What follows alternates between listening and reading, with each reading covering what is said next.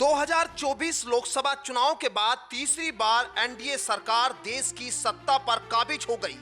लेकिन सत्ता वापसी के बाद राजनीतिक गलियारों में एक चर्चा जोरों पर है। चर्चा यही कि क्या यूपी के 3 बंटवारे होने जा रहे हैं। और यह चर्चा इसलिए भी हो रही है क्योंकि बीजेपी को यूपी में भारी नुकसान उठाना पड़ा।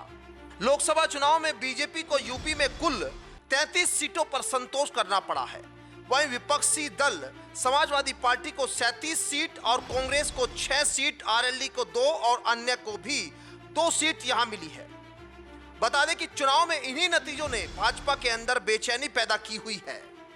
यूपी की इस हार के पीछे राजनीतिक पंडित योगी मोदी के बीच फैली उन खबरों को भी जिम्मेदार मानते हैं जिसमें यह प्रचार किया गया था कि अगर मोदी फिर सत्ता में आए तो योगी को सीएम की कुर्सी से हटा देंगे। ऐसे में भले ही बीजेपी पूर्ण बहुमत से सरकार बनाने में नाकाम रही हो, लेकिन नरेंद्र मोदी तीसरी बार जरूर एनडीए गठबंधन की मदद से प्रधानमंत्री बन गए। ऐसे में यूपी के बंटवारे की खबर इसलिए भी और जोर पकड़ती नजर आ रही है क्योंकि कहा जा रहा है कि अगर ऐसा हुआ तो केंद्र की मोदी सरकार के लिए ये एक तीर से 2 निशाने लगाने जैसी बात होगी। क्योंकि राजनीतिक पंडित मानते हैं कि यूपी के 3 हिस्से होने से योगी आदित्यनाथ का तो एक सीमित दायरा होगा ही, साथ ही विपक्षी दल समाजवादी पार्टी भी पूर्वांचल में सीमित होकर रह जाएगी।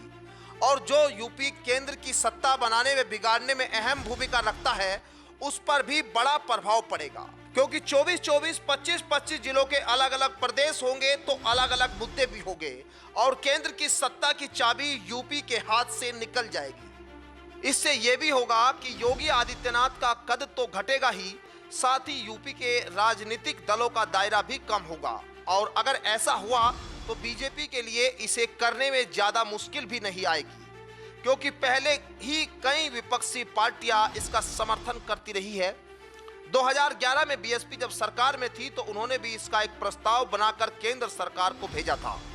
बता दें कि यूपी सरकार ने एक लाइन का यह प्रस्ताव केंद्र सरकार को आगे की कार्रवाई के लिए भेजा था, जिसे 19 दिसंबर 2011 को केंद्र की यूपीए सरकार में गृह सचिव रहे आरके सिंह ने कई स्पष्टीकरण मांगते हुए राज्य सरकार को वापस भिजवा दिया था। पूर्व गृह सचिव और आरके सिंह ने दिसंबर 2011 में समाचार एजेंसी पीटीआई से कहा था कि केंद्रीय गृह मंत्रालय यूपी सरकार से यह जानना चाहता है कि नए राज्यों की सीमाएं कैसी होगी, उनकी राजधानी कहां बनेगी और भारतीय सेवा के जो अधिकार इस समय उत्तर प्रदेश में काम कर रहे हैं उनका बंटवारा 4 नए राज्यों में किस तरह से होगा। साथ ही केंद्र सरकार का सबसे अहम सवाल था कि देश के सबसे अधिक आबादी वाले प्रदेश पर जो भारी भरकम कर्ज है उसका बंटवारा किस तरह से होगा। इसके बाद प्रेस कॉन्फ्रेंस कर मायावती ने कहा था कि संविधान के अनुसार राज्य के पुनर्गठन का कानून संसद में ही पारित किया जाता है, राज्य सरकार की इसमें कोई संवैधानिक भूमिका नहीं होती।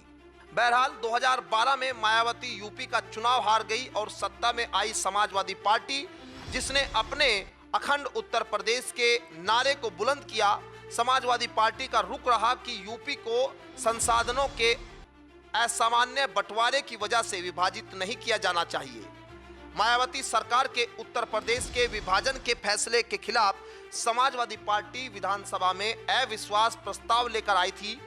विधानसभा में भाजपा, कांग्रेस और अन्य दलों ने अविश्वास प्रस्ताव पर सपा का साथ दिया था। विपक्षी दलों ने मायावती के इस फैसले को एक चुनावी शिगुफा कहा था, लेकिन छोटे राज्यों की हिमायत करने वाली मायावती अकेली नेता नहीं है। राष्ट्रीय लोकदल के अध्यक्ष अजीत सिंह ने उनसे काफी पहले हरित प्रदेश, पश्चिम उत्तर प्रदेश के गठन की मांग उठाई थी। एक समय में राष्ट्रीय लोकदल के साथ गठबंधन में रही कांग्रेस पार्टी भी हरित प्रदेश के निर्माण और यूपी के बंटवारे की जरूरत को स्वीकार कर चुकी है। फरवरी 2014 में यूपीए सरकार में केंद्रीय मंत्री रहे कांग्रेस के नेता जयराम रमेश ने कहा था, बीते 15 वर्षों से मेरी यह राय रही, यूपी जैसे बड़े राज्य में गुड गवर्नेंस संभव नहीं है। इस राज्य के बेहतर भविष्य के लिए हमें इसके बंटवारे के बारे में सोचना चाहिए। आपको बता दें कि उत्तर प्रदेश का एक बंटवारा 9 नवंबर 2000 को किया जा चुका है, जिसके बाद भारत का 27वां राज्य उत्तराखंड बना था। इस राज्य में अब 13 जिले हैं, लेकिन इसके बाद भी उत्तर प्रदेश के कुछ और टुकड़े करने की मांग समय समय पर उठती रही है। ऐसे में अब देखना दिलचस्प होगा कि क्या केंद्र सरकार यूपी के बंटवारे को लेकर कोई कदम उठाएगी या फिर नहीं। Bureau report, news 80 desk.